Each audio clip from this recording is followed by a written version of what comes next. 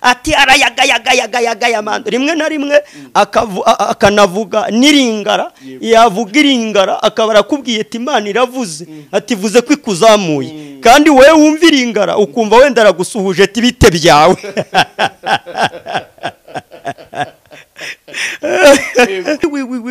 ati Jezi ati wiwi ati mora ugahuma ugahirita ariko mu byukuri wibwira ko ari Imana irimo ikorera muri wowe ariko byuzuye 100% yabaga ari shitani iri gukorera muri wowe byuzuye yakongera gusubiramo ndengeni rakoze muvandimwe akavuga ati Imana yabishimiye ati kandi ati ndenge nini ati kuko mufite umutima umenetse nk'uwa Dawidi icyo nacyo kirimo kuba ibyo bavuga ari iby'isi yego Yohana yabivuzeho yego kuba ibyo bavuga ari iby'isi mu rwandiko rwa mbere rwa Yohana mu gice cya 4 mu nzandiko bira bintu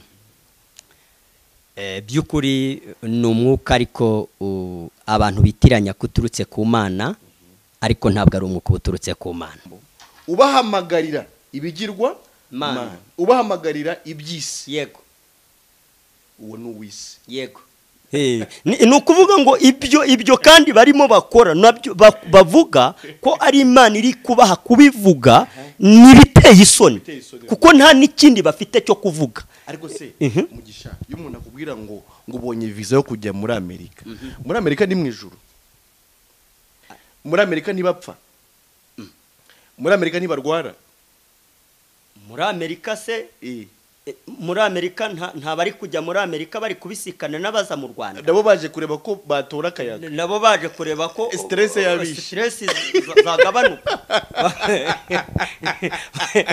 none bari guhanurira imodoka kandi hari undi wayiparitse nawe aho ku irembo nayo waje guhanuza yego ntago umwuka umukoreramo ari umwuka wavuye ku Mana yego siko bimeze niko bimeze ubutumwa umuntu akeneye ni umubwira uburyo yaba umukiranutsi ku bwa Yesu kugira ngo azabane n'Imana iteka yego naho umubwira gusenga ibigirwa Mana ariyo mazu ariyo mamodoka ariyo maviza n'ibindi niyo byasohora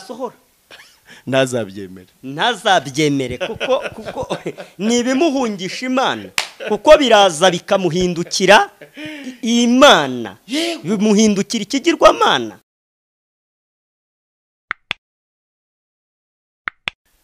turabasuhuje bakunze ibiganiro byacu mwebwe mukunda ivugabutumwa dukora twifashishije ikoranabuhanga bakunzi ba channel ijuruntirikorerwa TV turabasuhuje cyane ariko nk'uko dukunda kubibibutsa ibiganiro byacu mushobora no kubisanga no ku zindi channel kubera ko ikiba kigambiriwe nuko ubutumwa bwiza bugera kuri benshi ubwo rero turabasuhuje kandi turabashimira ko mudukurikira ngira ngo hari abakunda gukurikira ibiganiro byacu ntago ndi mushya mu biganiro ariko ntibyambuza no kubibwira kubw'abashya nanone bashobora kuba badukurikiye bwa mbere amazina yanjye ni Emile Nshimiyimana nkaba ndi umuvugabutumwa mbwiriza ubutumwa bwiza bw'ubuntu bw'Imana bumenyesha abantu uburyo Imana yatanze ijuru ku buntu ku muntu wese uzizera Yesu Kristo.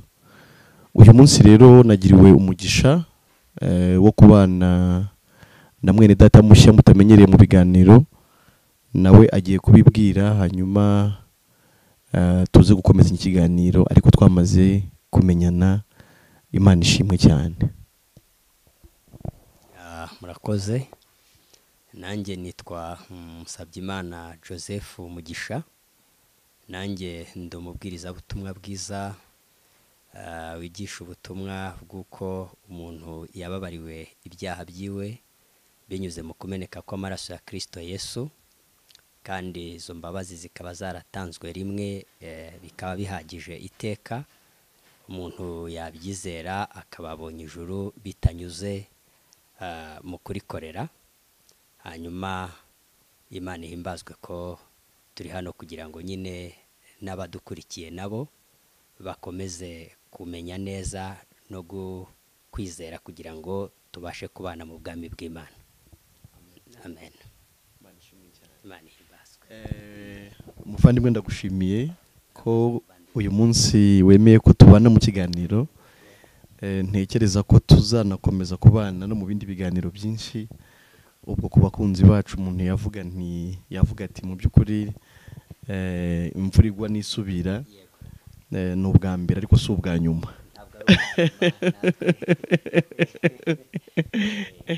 Turishimye cyane mu by'ukuri kubana namwe kugira ngo dukomeze kwamamaza inkuru nziza ya Kristo, dukomeza kwamamaza ubutumwa bwiza nicyo Kristo yakoreye inyoko muntu. Cyane hanyuma uyu munsi mu by'ukuri twifuje kuganira ku kintu cy'ubuhanuzi abantu bamenyereye kubona hirya no hino mu byumba by'amasengesho, mu nsengero, ubuhanuzi ariko abantu bitiranya mu by'ukuri n'ubuhanuzi buva ku Mana, ariko warondoza ibyanditswe byera ndetse na Mwuka Wera bikagaragara ko atari ubuhanuzi buba buturutse ku Mana. Impamvu kandi dukwiye kugarukaho nuko buyobeje benshi mu by'ukuri babukurikira bazi ko ari Imana bakurikiye, ariko mu by'ukuri ari ikinyoma gikomeye cy'umwanzi Satani. Ubwo rero by'umwihariko ndi kumwe na Mugisha nawe wahoze ari umwe muri abo bahanuzi. Ubwo rero nawe uraza mu by'ukuri kutwereka itandukaniro ry'ibyo wabagamo kera, ariko na nyuma umaze kumenya ubutumwa bwiza, wamaze kumenya icyo Imana ikeneye ku bantu bayo mu by'ukuri ni igiki gitandukanye n'ibyo shitani abashukisha bidafite icyo bibasha kubamarira. Mugisha, mu by'ukuri buriya buhanuzi tubona Imana iguhaye inzu, Imana iguhaye imodoka, Imana igukoreye ubukwe bwihuse, Imana irakumwakuye, Imana ikwambitse nk'uburabyo, mu by'ukuri Mugisha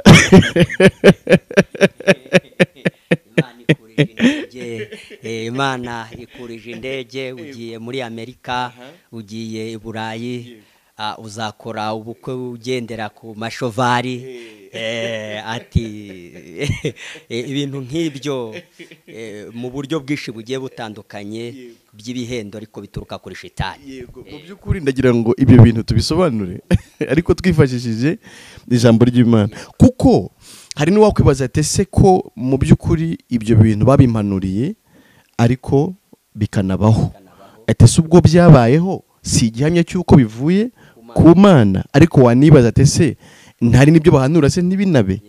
Kuba byabaho cyangwa se ntibinabeho, mu by'ukuri byose si igihamya cy'uko bivuye ku Mana.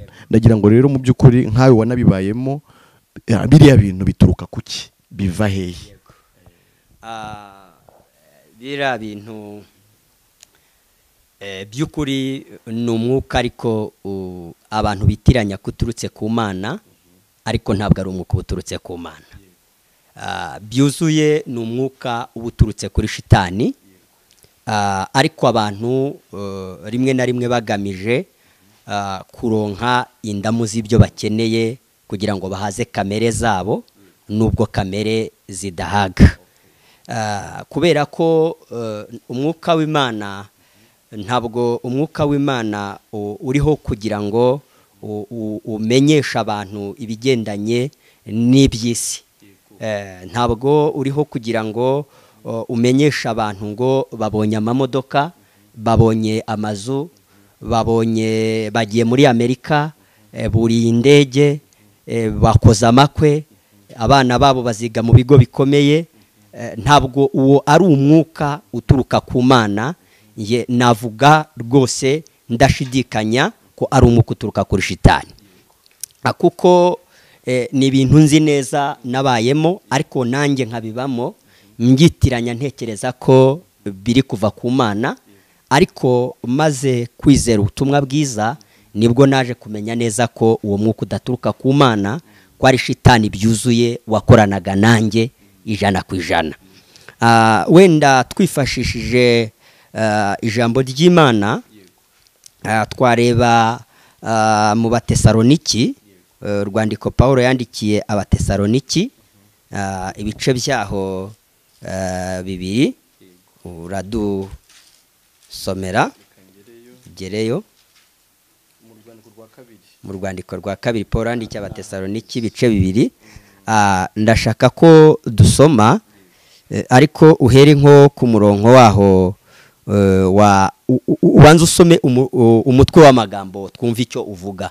Kugaruka kwa Yesu aravuga ngo kugaruka kwa Yesu kuzabanzirizwa no guhishurwa k'umugome. Yego, kugaruka kwa Yesu kuzabanzirizwa no guhishurwa k'umugome. Dusomera umurongo waho wa 5 manuke ugere nko ku murongo waho wa 11. Okay. Aravuga ngo ntimwibuka yuko nababwiye ibyo nkiri kumwe namwe kandi none muzi yuko ikimubuza ari ukugira ngo azahishurwe mu gihe cye. Kuko amayoberane y'ubugome n'ubu atangiye gukora. Ariko ntazahishurwa keretse uyabuza ubu akuweho. Nibwo wa mugome azahishurwa uwo umwami Yesu azicisha umwuka uva mu kanwa ke akamutsembesha kuboneka kukuza kwe. Kuza k'uwo mugome kuri mu buryo bwo gukora kwa Satani gufite imbaraga zose n'ibimenyetso n'ibitangaza by'ibinyoma. Reka nsome n'umurongo wa 10. N'ubuhenzi bwose bwo gukiranirwa kubarimbuka kuko batemeye gukunda ukuri ngo bakizwe. Yego. N'ubuhenzi bwose bwo gukiranirwa. N'ubuhenzi bwose bwo gukiranirwa kubarimbuka. Urumva ndashaka gusobanura ko nubwo abantu benshi batekereza ko ari Imana iba iri kuvugana nabo, ariko by'ukuri ijambo ry'Imana rivuga ko umwuka wacu uhamanya n'uw'Imana ko turi abana b'Imana. Hano ijambo ry'Imana riragaragaza ko kuza k'uwo mugome ariko gufite n'imbaraga zose. Gufite n'imbaraga zose.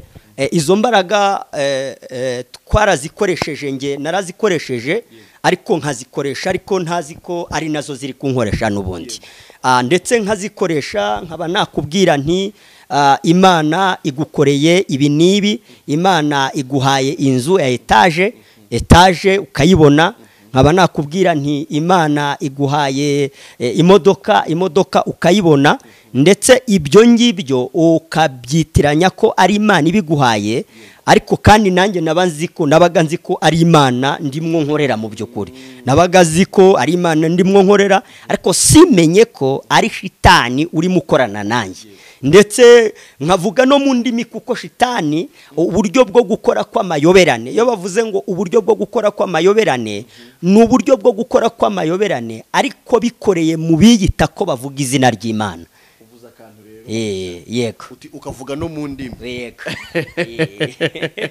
Ziriya ndimi ziri mu bintu bishitura abantu. Yego. Bakavuga bati uriya ni umuntu w'Imana. Biriya bintu byo kuniniwaya ndagira ngo tubwire hano bituruka. Mu by'ukuri kubera ko umuntu wese uvuze mu ndimi akisimbagiza agasimbuka akagira gutako baravuga ati dore umuntu w'Imana usize amavuta.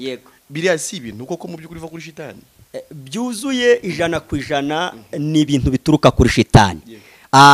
Impamvu mvuga ko ari ibintu bituruka kuri shitani, abapagani bitwaza ijambo ry'Imana Pawulo yandikira Abakorinto ababwira ko bari bafite n'impano zo kuvuga mu ndimi nyinshi. Abandi bakitwaza ko ijambo rivuga ngo Yesu abwira intumwa ze, abwira ngo umwuka nabamanukira muzahabwa imbaraga, umwuka nabamanukira kuko muzaba abagabo nyabagabo bo kumpamya Yudeya, Samariya no kugera ku mpera y'isi yose. Ariko bigaragara ko umwuka je bavuze indimi ariko bavuga n'indimi zumvikana. Uvuze icyarabu abari baraho i Yerusalemu, umuntu avuze icyarabu akavuga turwo n'ururimi rw'iwacu. Nono ibi rero by'ubutubuzi no gutubura, umuntu yikaraza ati wi ati Jezimora ati wi ati wi ati arayagayagayagaya mando. Rimwe na rimwe akanavuga niringara, yavuga iringara akabara kubwiye ati Imana iravuze, ati vuze ko ikuzamuye, kandi wewe wumva iringara ukumva wenda aragusuhuje ati bite byawe.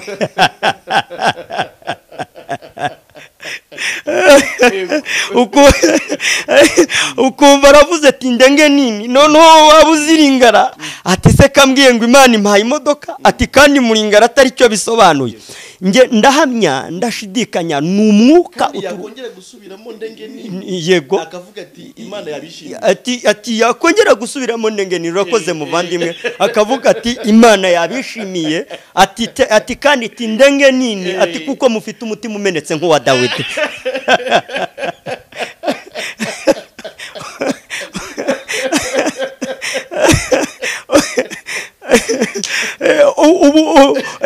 ubwo bwose ni uburyo mu by'ukuri bwo gukora kw'amayoberane y'umwanzi umuntu agakubita akaguru uti ati jezi ati ati mora ati nduwiteka ati ndakuzamuye ati ubwo twese kandi tukaba dutangiye kubunda n'ubwoba kuko iyo natangiraga rimwe na rimwe kwigira ati ubwo n'akaguru kwabaga ari ugukubita hasi ati raje Imana ati me maso ugahuma ugahirita ariko mu by'ukuri wibwira ko ari Imana irimo ikorera muri wowe ariko byuzuye 100% yabaga ari shitani iri gukorera muri wowe byuzuye ukavuga mu ndimi ndetse izo ndi muri muvugamo zintabirano kuko shitani abasha rwose no kugabira umuntu ibigendanye n'ibyo byo kubeshya ariko kugira ngo ajijishe ndetse umuntu wese yibwire ko ari Imana ari kumva muri uwo mwanya yego wavuze ikintu gikomeye Yesu avuga iby'impano yego zizahabwa abigishwa be yego zari zo kugira ngo babe abagabo bo kumuhamya sibyo bahera Yerusalemu Yudaya kuzageza ku mpera y'isi mu by'ukuri zari indimi zizabafasha guhamya Yesu kuko banavuga icyo gihe ubutumwa bwiza ni ubutumwa bwiza bwa Yesu Kristo bwavuzwe ariko mu ndimi zibasha kumvikana ku muntu wese wumva urwo rurimi wari uraho ngaho mbese akumva ubutumwa bwiza bwa Yesu Kristo ariko mu rurimi rw'iwabo ariko ruvuzwe n'umuntu mu by'ukuri utavuka mw'icyo gihe si byose sizo ndimi Imana yatanze icyo gihe izo nizo ndimi Imana yatanze icyo gihe kuko n'ijambo ry'Imana rigaragaza ko uwari uraho wese yaba umwarabu baturutse yaba n'uwaturutse n'icyongereza n'igifaransa uwo mufaransa waba uraho akumva ururimi rw'iwabo ariko rugamije ruvuga ubutumwa bwiza bwo kubabarirwa kw'ibyaha binyuze mu maraso ya Kristo Yesu yamena ibindi bitari ibyo ni ibituburano ntabwo ibyo ari byo bigaragaza ko umuntu ngo afite umwuka wera ntabwo icyo ari cyo kimenyetso kigaragaza ko umuntu afite umwuka wera kuko umwuka wera ikigaragaza ko umuntu amufite nuko abahamya neza adashidikanya ko ari umwana w'Imana ariko atabiheshejwe nibyo akora byitwa ingeso nziza wenda runaka tukiraho kandi yego gukora kwa shitani gufite ibimenyetso ndetse n'ibitangaza yego by'ibinyoma yego ariko kubarimbuka kubera ko banze kwizera ukuri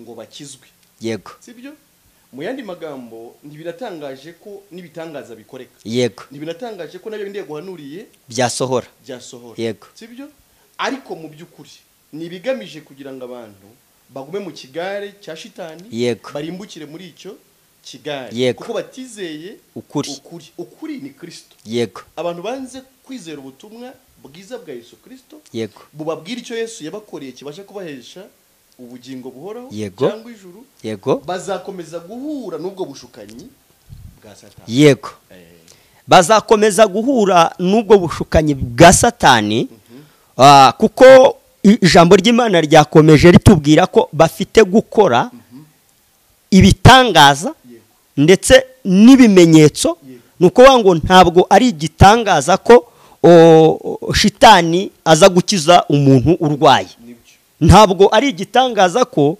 shitani yakubwira ati ngukijije umutwe wari urwaye udakira ibyo ni ubuhenzi ariko kubanze kwizera ukuri ngo bakizwe. Ndetse niyo urebye ibyo bitangaza mu by'ukuri koko shitani arabikora. Ntabwo bivuze ko niyo umurebye uwo ari gukoresha ibyo ngibyo usanga impamvu z'ibyiringiro byo guhamya uko afite ubugingo ntabyo afite, noneho ugahita utangara.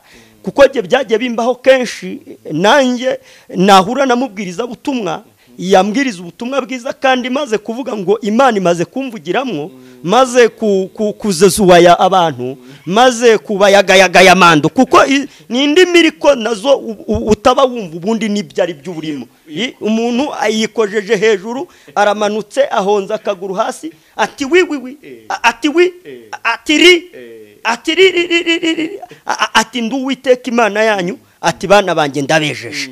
Noneho nahura namubwiriza butumwa ambwiye ati nyamara wakabaye wizera ko ibyaha byawe wamaze kubibabarirwa muri Kristo, ndetse akanambwira ijambo ry'Imana rivuga kuko gushaka kw'Imana ariko kwatumye nezwa mbiheshejwe nuko amaraso ya Kristo Yesu, umubiri wa Kristo Yesu watambwe rimwe gusanga ibyo be bihagije iteka. Abaheburayo 10:10 nkamurwanya. Ni gute navugaga ko ari Imana iri inkoreramo, narangiza nkarwanya ijambo ry'Imana kandi rivuga ukuri, kuko namenye ukuri nkimara kwizera ko kubutumwa bwiza byuzuye ko ari shitani wankoreragamo. kuko ntabwo Imana iri kugukoreramo ukiri umunyabyaha, ntabwo Imana ikorera mu munyabyaha. Ndetse yavuze ko umunyabyaha gusenga ko ntiyakumva, kusenga k'umunyabyaha ntabwo nkumva. None muri make ni iki kizahamiriza abantu ko cyangwa se ukoreshwa n'Imana n'ukoreshwa na shitani abo bantu batandukaniye? Aho aba bantu batandukaniye, icya mbere batandukanira mu mpamvu umuntu dukurikira akeneye kukintu. Yego. Ukoreshwa na shitani ni ukoreshwa n'Imana ninde? Yego. Ndaguha urugero, ariko urugero rufatika. Ushobora kujya mu rusengero runaka ugasanga pasiteri waho arimo arasengera abantu, ndetse akanababwira ibintu bumva ko ari byo, ndetse akabarondora ibyaha bakumva nibyo, akababwira ibyo bazaba byo nabo bakumva nibyo. Hakanaboneka n'abandi batanga n'ubuhamya bavuga ati natwe mu minsi yashize yarabitubwira, araduhanurira ati kandi byarabaye.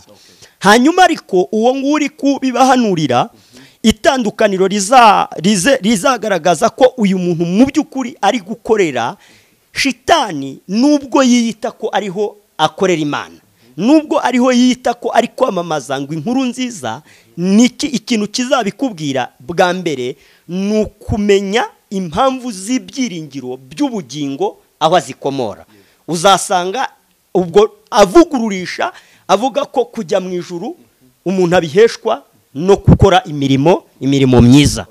Uzasanga muri aya materaniro harimo igikarabiro, aribyo byitwa kuvuga ngo reka dusabe Imana imbabazi, ndetse agasabisha abantu imbabazi Imana, bavuga ati Imana itubabarire ibyaha.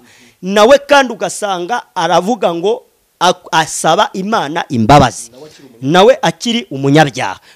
Muri make yego, tukiraho ikikubwira umukozi wa shitani nimero ya mbere, yego, nuko atari umukiranutsi imbere y'Imana. Urakoze cyane. Siyo nimero ya yego, nimero ya mbere nuko atari umukiranutsi imbere y'Imana. Muri make umuntu utari wahishurirwa ko Imana yamwejeje, yego, akoresheje Yesu Kristo. Yego. Ese Imana ijya kumutuma ntiyabanje kumukoza ikara ku munwa, yego, ikamweza, yego, sibyo? Yego. None akajya avuga ati ndi hano Mana, jya wantuma kuko maze kwezwa nawe, kuko maze kwezwa. Yego. Mwani magambo, umuntu Imana ituma, umuntu Imana ikoresha nuwo yabanje kweza, yego, ikamugira intungane imbere y'Imana yayo, yego, ku bwa Kristo. Yego. Uwo ni Imana ikorera. Yego. Ukiri umunyabyaha, ugisaba imbabazi z'ibyaha bye, yego, utaramenya uburyo yabona ijuru, yego, uwo ntakorana n'Imana, ntakorana n'Imana. nashaka abe ahagurutsa ibirema ku munsi 1000. Nashaka abe azura n'abapfuye. Abantu badukurikiye ibi babyumve, kuko uyu ni umwuka wa shitani wogeye ahantu henshi ku isi ndetse abantu bakanabyitiranya ko ari imana ariko mu by'ukuri muvandimwe uyu muntu niba atari intungane yego niba atari intungane ubwo butungane bwiwe yarabukuye kuri Kristo uwo ni umukozi wa satani byuzuye 100%. none se ntara twasomye mu Tesalonike banavuze ngo kandi ubwo buhenzi n'ubundi yego ni ubuhenzi bugeneye abanze kwizera ukuri yego bagire gute ngo bakizwe yego nibo babugenewe bo ari ababahanurira ni abanyabyaha yego batarizera Kristo yego ngo bahabwe ubugingo buhoraho yego sibyo yego ariko nabo bahanurira nabo nabanze kwizera ukuri yego ariko duhora tubabwira iteka ngo mwizere Kristo yego mwakira imbabazi Imana yabahereye muri Kristo mu bakiranutse yego ari abahanurirwa ni abanyabyaha yego sibyo yego ariko nabo bahanurira nabo ni abanyabyaha yego sibyo yego mu yandi magambo ubwo ikizakubwira ko uguhanurira ibyo guhanurira atari Imana imutumye nuko ari umunyabyaha yego sibyo yego ariko nawe gituma ubyumva kandi ukabiha umwanya yego nukuri umunyabyaha nawe uri umunyabyaha ni ibintu bibiri tuvuze yego biranga abahanuzi b'ibinyoma ariko n'abahanurirwa ibinyoma nabo bakabiha agaciro sibyo hano nandi guriye amagambo yego mu gutegeka kwa kabiri mu gice cya 13 yego reka tuyasome yego ndasoma nge nahageze umve kuntu havuga guhera ku murongo wa kabiri yego ngo muri mwe umve kuntu havuga Mugisha yego nihaboneka umuhanuzi cyangwa umurozi yego akakubwira ikimenyetso cyangwa igitangaza yego ikimenyetso cyangwa igitangaza nabo twabonye ngo bufite ubwo buhenzi bwa shitani bufite ibimenyetso ndetse n'ibitangaza naha rero niko bavuze yego ni umuhanuzi cyangwa se umurozi akubwiye ibimenyetso ndetse n'ibitangaza icyo kimenyetso cyangwa icyo gitangaza kigasohora kikaba dore hano umutwe wavuze ngo ni ibimenyetso by'abahanuzi b'ibinyoma yego baravuze ngo bikanabaho kandi sibyo kigasohora icyo yakubwiye agira ati duhindukirire izindi mana izo utigeze kumenya ntuzikorere yego umve ntuzemera amagambo y'umuhanuzi cyangwa umurozi kandi ibyo yakubwiye kuko Uwiteka Imana yanyu izabibagerageza ngo imenye yuko mukundisha Uwiteka Imana yanyu imitima yanyu yose n'ubugingo bwanyu bwose yego wabyumvise nabyumvise niyo byagira ute niyo byasohora ariko bigukururira gusenga izindi mana aho gusenga Imana yo mu ijuru yego muri make ubutumwa buhuza umuntu n'Imana ni ubutumwa bumwe bubwira umuntu uburyo Imana yiyunze nawe biciye muri Kristo naho ubumubwira amazu n'amamodoka ni ubumuhungisha Imana niyo byasohora ni umuntu uri kuguhungisha Imana sibyo ubutumwa umuntu akeneye ni ubumubwira uburyo yaba umukiranutsi ku bwa Yesu kugira ngo azabane n'Imana iteka naho ubumubwira gusenga ibigirwa mana ariyo mazu ariyo mamodoka ariyo maviza n'ibindi niyo byasohora ntazabyemere kuko ni ibimuhungisha Imana kuko biraza bikamuhindukira Imana bimuhindukira ikigirwamana uwo muntu ntushobora no kumubwira ibyo Yesu yakoze ngo abyumve akeneye gufite ko umuntu umubwira ngo ngira kumwabo ngira kuzamuka ngikukweye igisuzuguriro ariko reka ngo bazuke ndakumva muvandimwe ni iki kintu umuntu yabona hano mu isi kikamumwakura koko kikanamuzamura sibyo yego kikamukuraho ngo igisuzuguriro yego kibaho uretse kwizera Yesu Kristo ukaba umwana w'Imana ukaba umukiranutsi ukaba mwiza uzi neza ko nta kibazo ufitanye n'Imana ikindi wabona hano mu isi cyagukura igisuzuguriro ni ikihe koko nta kindi gishobora kugukuraho igisuzuguriro kuko ibyo baba abo bahanuzi b'ibinyoma bari guhanura nta gashya k'ibyo bavuga bitabayeho. Niyo nzu iyo nza guhanuriye ntiribuze kuba ariyo ya mbere mu gihugu. Ni ukuvuga ngo ikindi ntabwo ubwo bukwa guhanuriye si wowe wa mbere ukoze hari n'abari muri divorce n'abagiye muri divorce hari n'abari kuvuga ati ayo nahombye nkora ubukwe yapfuye ubusa yongera ikindi nyakoza. Mu by'ukuri ntabwo imodoka guhanuriye ariyo iza ku mwanya wa mbere, kuko hari n'umugore uri harira avuga ati ya yindi Imana yaduhaye niyo yanyiciye umugabo. Ubwo rero ni ukuvuga ngo izo ni intumwa z'ibinyoma. Pawulo yandikira Abafilipi mu bice 3 yarababwiye ngo kubandikira ibyo nigeze kubandikira ntabwo binkoze isoni. Mbese ababwira ati mwirinde za mbwa, mwirinde za nkozi z'ibibi, mwirinde n'abakeba gukeba kubi. Muvandimwe Paulo ari kubivuga ati nimbwa ni inkozi z'ibibi banakeba gukeba kubi. abo bantu Imana yabo ninda ngo biraditeye isoni byabo.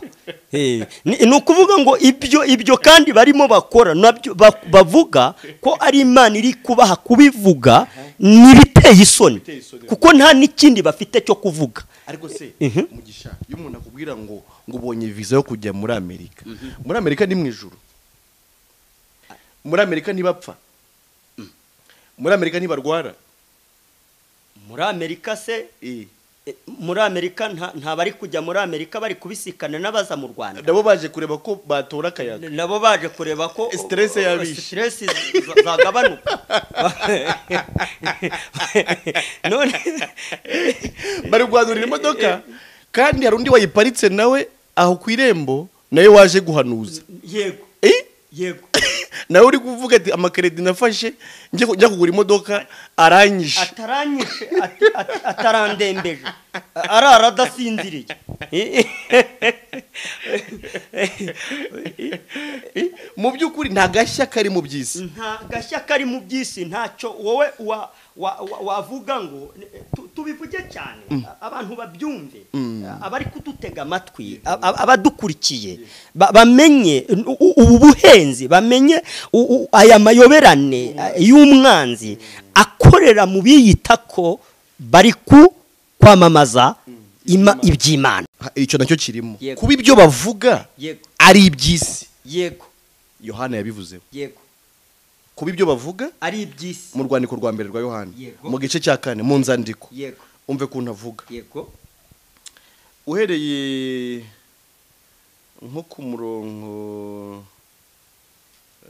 wa 3. Yego oyereka dore ku wa 4. Yego ngo bana bato Yego muri ab'Imana. Yego umve kandi babandi mwarabanesheje kuko uri muri mwe aruta uri mu bisi. Yego umurongo wa 5. Yego abo nabisi. Yego nicyo gituma bavuga iby'isi abisi bakabumvira. Yego wabyumva nabisi nibyo bavuga n'iby'isi n'ababumva nabisi, bivuze ngo nta mukiranutsi wabumva. reka umva noneho umurongo yashoreje wa 6. ariko twebweho turab'Imana kandi uzi Imana aratwumvira, naho utari uw'Imana ntatwumvira.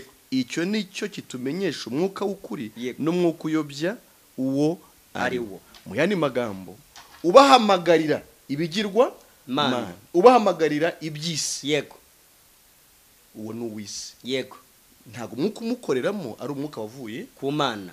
Yego siko bimeze. Niko bimeze. Kare twabonye ko abahanuzi b'isi sibyo. Yego ikibizabakubwira cyambere n'abanyabyaha sibyo. Yego ntiwamubaza ngo zuru umukiranutsi akwemerera, ntarakamenya uburyo Imana igira abantu abakiranutsi. Arakubwira ngo uwiyita umukiranutsi ngo abayise Imana inyabinyoma, kandi ari umaze kukubwira ngo Imana iguhaye imodoka, iguhaye inzu, igukoreye ubukwe, ikujyanye muri Amerika. muri make uwo si uw'Imana. icya kabiri yego hano baturangiyemo kigaragaza uwo mwuka. Yego nuko nanone ibyo akubwira ari iki ari ni iby'isi si ukurangira inzira y'ijuru ahubwo no kurangira iby'isi sibyo yego ariko tunasoza yego ubwo tubonye ibintu bibiri by'ingenzi yego icya mbere ku bahanuzi b'ibinyoma yego ni abanyabyaha 100%. kuba mu rusengero ntibivuze ko atari umunyabyaha mwani magambo ntarakira gukiranuka Imana yatanze muri Kristo Yesu yego ngo abe mwiza siko nta kibazo afitanye n'Imana ku buryo yakwisa yose akajya mu ijuru sibyo yego kuko nta juru agira rero ni mpamvu n'ibyo avuga atari iby'ijuru kuko nawe ubwe ijuru ntaryo afite yego kabiri nanone abahanurirwa yego nabo twabonye ko nabo n'abanyabyaha abagenzi buwo nguwo uri kubahanurira yego yego icya gatatu nanone tubonye yego nuko ibyo babahanurira bibaho birasohora yego sibyo yego mbese gusohora kwabyo si igitangaza ntabwo ari igitangaza sibyo yego ariko ubwo ibyo bababwira atari biberekeza ku Mana yego sibyo yego ahubwo ari bahungisha Imana twabonye ko ari ikimenyetso cy'uko ari abahanura b'inyoma yego icya kane nanone tubonye ko ibyo bavuga ari iby'isi kweli biri kumvikana ibyo bavuga ni iby'isi yego sibyo yego ni ibintu nka bine tumaze kubona yego n'umuntu dukurikira yaheraho yego akamenya umwuka akurikiye uwari wo yego sibyo yego muvandimwe yego sinzi mari ikindi ufite rero dusoza wabwira abakunzi bacu yego icyo nabwira abadukurikiye yego mu by'ukuri nuko bakwiriye kuba maso yego hari abadukurikiye barizeye yego ubutumwa bwiza babakiranutsi babikuye muri Kristo ariko hari n'abandi badukurikiye batari bizera ngo baba bakiranutsi ariko kandi nabyo twakomeje kubivugaho uko umuntu Imana yamugize umukiranutsi ko yiyunze nawe binyuze muri Kristo nuko bakwiriye kuba maso hari ababa mu byumba by'amasengesho aho baramiriza shitani niho baramiriza shitani n'udukurikiye abyumve ko nta kindi abagiye gukorayo nukuramya shitani no mu nsengero yewe nuko akwiriye mu by'ukuri kumva ko ibyo byose nta kintu na kimwe bishobora kumugezaho mu bigendanye no kubona ubugingo buhoraho abadukurikiye rero nababwira ko bakwiriye mu by'ukuri kwizera bakamenya neza ko ijuru Imana yaritanze muri Kristo kandi ibyaha by'abari mu isi Imana yabibabariye binyuze mu kumeneka kw'amaraso ya Yesu ubwo bwesikoro bundi nanjye nahoze muri bo ariko mu by'ukuri ndetse rimwe na rimwe nanarenza ababufite ariko maze guhishurirwa ubutumwa bwiza nibwo namenye umwami nari narakurikiye uwo ari we ariko ubu ndashima Imana ko noneho yankijije ndi umuhanuzi ariko noneho uhanura ibizima mpanura iby'inkuru nziza mpanura iby'uko umuntu yabonye ijuru bitanyuze mu kurikorera muvandimwe ndagushimiye kandi ndanezerewe kubw'uyu mwanya twari turi kumwe Imana ibaha umugisha hanyuma numvishe ndi busoreze ku uyu murongo uba muri Petero mu rwandiko rwa mbere rwa Petero mu gice cya mbere ku murongo wa 10 umva uko havuga ngo abahanuzi bahanuye ibyako gakiza barondora iby'ubuntu mwari mugiye kuzahabwa babishimikiriye urumva abahanuzi icyo bahanuraga ni ibyako ako gakiza barondora igihe icyo ari cyo n'ibimenyetso byacyo byerekanwaga n'umwuka wa Kristo wari muri bo agahamya imibabaro ya Kristo itari yaba n'ubwiza bw'uburyo bwinshi bwari bugiye kuyiheruka muri make n'abahanuzi burya bose ba Isaya, ba Yeremiya, ba Ezekiyeli n'abandi, ba Hoseya n'abandi bose bahanuraga ibyako gakiza. Yego. Sibyo? Yego. Ntibari abahanuzi b'amazu n'amamodoka oya n'amaburse n'amaviza n'ibindi nk'ibyo. No. Sibyo? Yego. N'uyu munsi rero icyo dushyize imbere cyangwa icyo abavuga butumwa bwiza bashyize imbere by'ukuri ni ibyako gakiza n'ubundi ariko kamaze noneho gusohora. Bagahanuraga nk'akazaza. Yego. Kano gakiza n'ubundi ni Kristo. Agakiza nuko babarirwa ibyaha. Sibyo? Bagahanura igihe bizabera. Ariko ubu turavuga ibyamaze kuba. None ababwiriza butumwa bwiza rero n'ubundi nababwira abantu ibyako gakiza.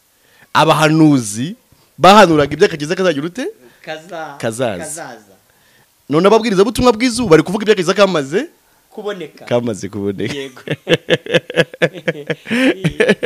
Ibindi ni ibituburano. Sibyo? Yego. Ntitwanze ko abantu bagira amazu, ntitwanze ko abantu bagira amamodoka, ntitwanze ko abantu babona amaviza, ntitwanze ko abantu bakora mu bimako, ariko batanabiguhanuriye uzabigeraho. Ibiri mu murongo w'ibyo ugomba kubona uzabibona. Ntabwo ibyo biva mu buhanuzi. Oya. Yego.